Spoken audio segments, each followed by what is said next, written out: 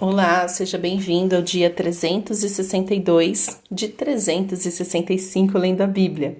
Estamos em Apocalipse. Hoje são os capítulos 9, 10 e 11. E eu quero refletir aqui com vocês, tanto no capítulo 9 quanto no capítulo 11. Então, no capítulo 9, a partir do verso 13, nós lemos sobre a sexta trombeta. Então, serão tocadas 7 trombetas. Eita! A sexta trombeta diz o seguinte, a partir do verso 13. O sexto anjo tocou a trombeta e ouvi uma voz que vinha das quatro pontas do altar de ouro que se encontra na presença de Deus, dizendo ao sexto anjo, o mesmo que tem a trombeta: solte os 4 anjos que estão amarrados junto ao grande rio Eufrates.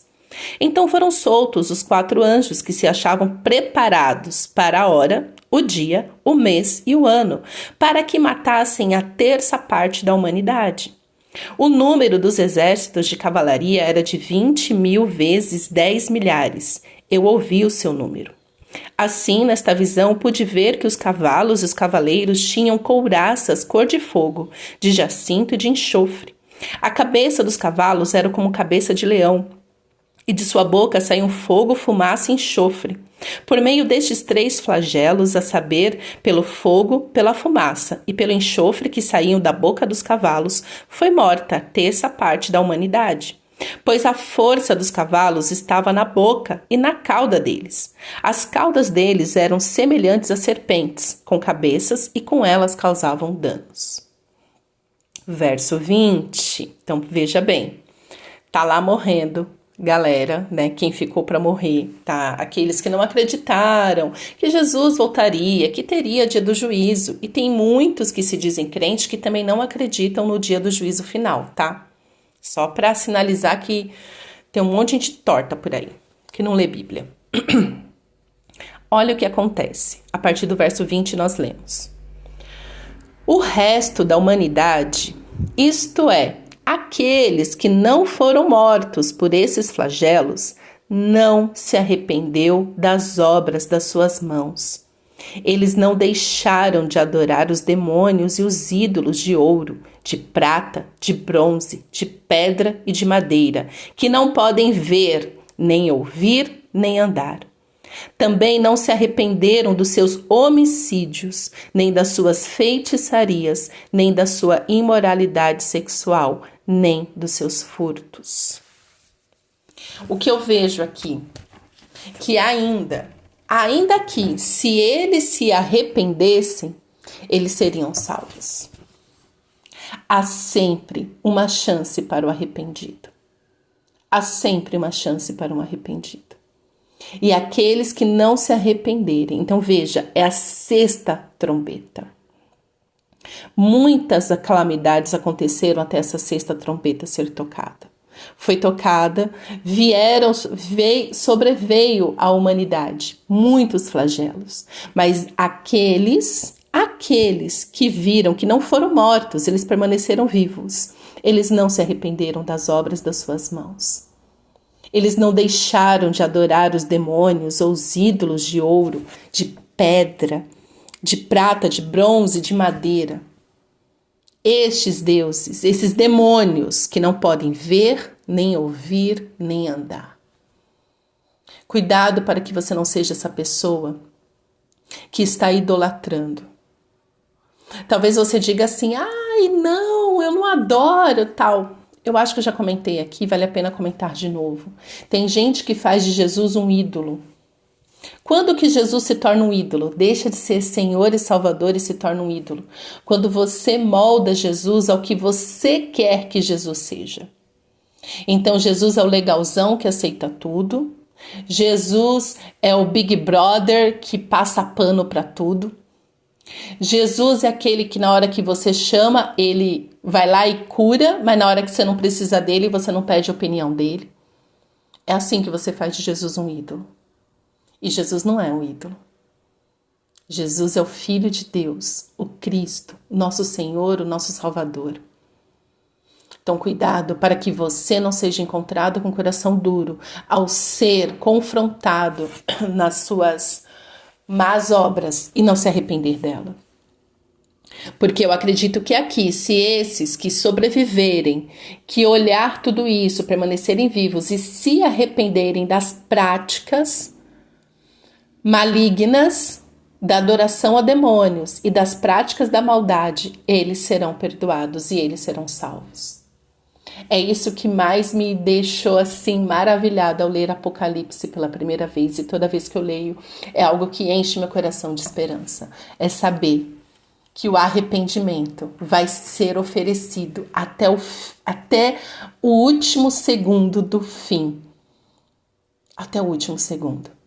Mas não espere até o último segundo. Se arrependa hoje. Se arrependa hoje. Então vocês aí que estão achando que é só um furtozinho, é só uma mentirinha boba, é só um sexo sem compromisso, nada a ver, nada. Verso 21. Também não se arrependeram dos seus homicídios, ou seja, de matar as pessoas, nem das suas feitiçarias. Eu já falei bastante aqui sobre feitiçaria gospel, inclusive. Nem da sua imoralidade sexual. É só um... tudo bem, a gente se ama, tá tudo bem transar sem compromisso, porque a gente se ama mesmo assim. E nem dos seus furtos.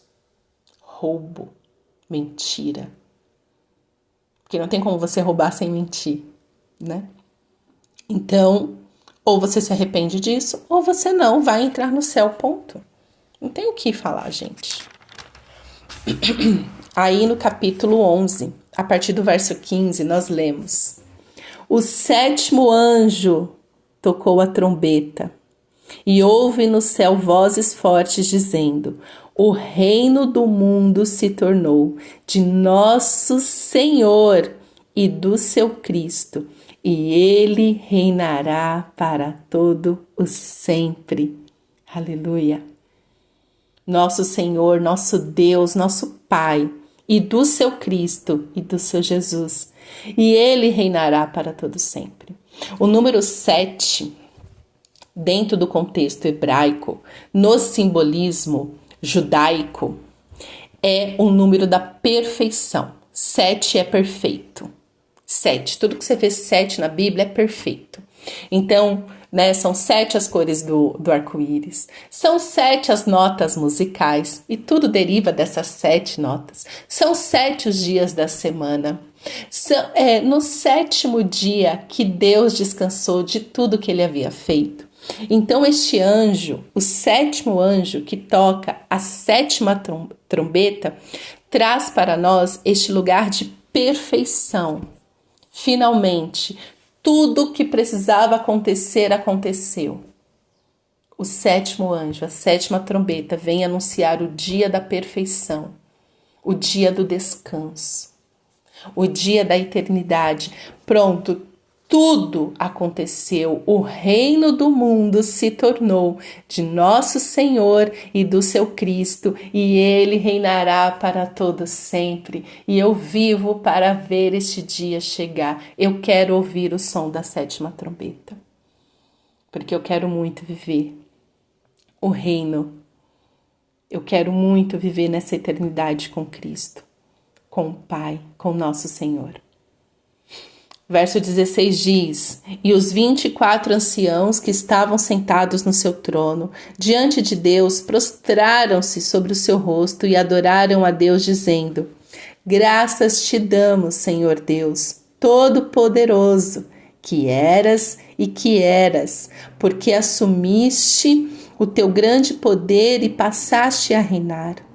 Na verdade, as nações se enfureceram, chegou, porém, a tua ira e o tempo determinado para serem julgados os mortos, para se dar o galardão aos teus servos, os profetas, aos santos e aos que temem o teu nome, tanto aos pequenos como aos grandes, e para destruírem os que destroem a terra. Abriu-se então o santuário de Deus que se acha no céu, e foi vista a arca da sua aliança no seu santuário, e sobrevieram relâmpagos, vozes, trovões, terremoto e forte chuva de granizo. Aleluia, aleluia. Então, nessa declaração, nessa declaração dos 24 anciãos, nessa adoração a Deus, nós vemos o que vai acontecer neste dia perfeito da sétima trombeta, do sétimo anjo, o dia o qual aguardamos, que é o reino eterno. Graças te damos, Senhor Deus, Todo-Poderoso, que eras, que és e que eras, porque assumiste o teu grande poder e passaste a reinar. Então Jesus, quando ele se refere ao diabo, ele fala, aí vem o príncipe deste mundo. Nada ele tem em mim. São poucos que... Eu creio que tem pessoas que ainda podem falar isso. Não, só Jesus podia, porque Jesus não tinha como pecar. Mas que você também não se ache nada, né? Tipo, nada tem em mim. Não existe nada em mim que ele possa usar para me acusar, para me destruir. E fala, né, que o mundo jaz o maligno. Então, assim, as práticas do pecado, a prática das más obras faz com que o reino deste mundo ele seja governado por Satanás. Porque, gente, tem umas coisas que estão acontecendo, principalmente na política, hoje que eu tenho mais clareza, que eu fico assim, não, o povo tá muito doido de não ver que isso é espiritual, é obra do maligno. Não vê, porque eles são governados por espíritos imundos, pelo maligno, pelo príncipe deste mundo. Mas nós sabemos quem é o dono de verdade, quem é o verdadeiro Senhor. Então, na sétima trombeta, o Senhor vem, o Senhor Deus vem e toma de novo, assume o grande poder e passa a reinar para sempre.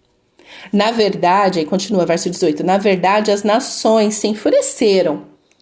Chegou, porém, a tua ira e o tempo determinado para serem julgados os mortos. O juízo vai chegar. Vai ter o dia do julgamento. E se eu fosse você, começava a partir de hoje a se arrepender e buscar mais o Senhor. Por quê? Porque quando os mortos forem julgados, ele continua, para se dar o galardão aos teus servos, tá? Então, se você já tiver morrido, quando Jesus voltar, você vai ali acordar, né? Vai ali ser julgado. Por isso, gente, que eu não tenho muito essa ideia, não. Ai, já morreu, tá com Cristo. Não sei. Não sei se tá. Eu sei que muitos se apoderam da frase de Jesus, né? Falando, ainda hoje estará comigo no paraíso, quando ele fala pro ladrão na cruz. Mas todas as outras passagens falam isso aqui, ó. Tá morto, vai acordar, né? Tá dormindo, vai acordar para ser julgado. Então, não é uma coisa que eu posso falar para você, não, é assim mesmo. Porque eu não tenho convicção disso. É uma coisa ainda que eu tô orando para o Senhor me revelar com mais profundidade. Porque ninguém consegue falar disso com muita profundidade. Não conheci ninguém que fale, né? Não conheci. Com certeza tem, porque Deus é bom. Mas é isso. Enfim, os mortos são julgados. E aí, os servos, os profetas, os santos e os que temem o teu nome, que têm o temor do Senhor, esses vão receber o galardão. Esses. Então, é no dia do julgamento que se recebe o galardão. Quem é servo, quem é profeta, quem é santo e quem tem o temor do Senhor. E aí fala, tanto aos pequenos como aos grandes, esses vão ter no galardão. E também vai ter destruição para aqueles o quê? E para destruírem os que destroem a terra. Por isso, comece a cuidar da terra hoje, para garantir o seu galardão. E o seu galardão não é suportar o seu marido nem a sua esposa. O seu galardão é fazer as boas obras que Deus já determinou que nós fizéssemos. Amém? Então, que na verdade essa palavra te encha de esperança, de temor, te leve ao arrependimento, mas te leve à esperança, porque a vida com Jesus é maravilhosa. Pai, aguardamos o dia da sétima trombeta. Queremos te ver, Senhor, face a face. Queremos te adorar de todo o nosso coração. Nos dá, Senhor, nestes dias, graça para viver a tua vontade, para viver a tua verdade, para nos unirmos ao Senhor em oração, em adoração, e que tenhamos uma vida relevante a Ti, Senhor. Queremos Te amar cada vez mais, Paizinho. Tenha, Senhor, misericórdia de nós e nos revela hoje ainda mais da tua graça e da tua verdade. É o que eu te peço, Pai. Em nome de Jesus. Amém.